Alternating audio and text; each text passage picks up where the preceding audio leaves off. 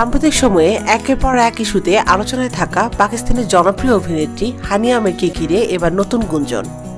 পাকিস্তানের গণ্ডি পেরিয়ে ভারত ও বাংলাদেশে হানিয়া আমির পরিচিতি রয়েছে। 2024 সালে পাকিস্তানি টিভি সিরিয়াল কাভি মে কাভি তুমে অভিনয় করে খ্যাতি পেয়েছেন তিনি।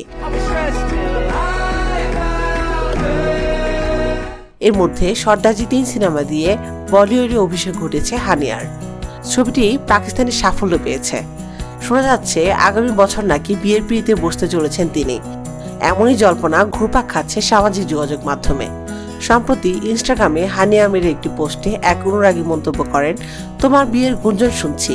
সেই মন্তব্যের জবাবে অভিনেত্রী মজা করে লিখেন, আমিও শুনছি। আর তাতেই নতুন করে জোরালো হয়েছে বিয়ে নিয়ে আলোচনা। উল্লেখ্য 2018 সালের দিকে জনপ্রিয় গায়ক আসিম আজহারের সঙ্গে সম্পর্কে জড়িয়েছিলেন হানিয়া। 2019 সালে সেই সম্পর্কের কথা প্রকাশ্য আসে। তবে 2020 সালে দুজনের পথ আলাদা হয়।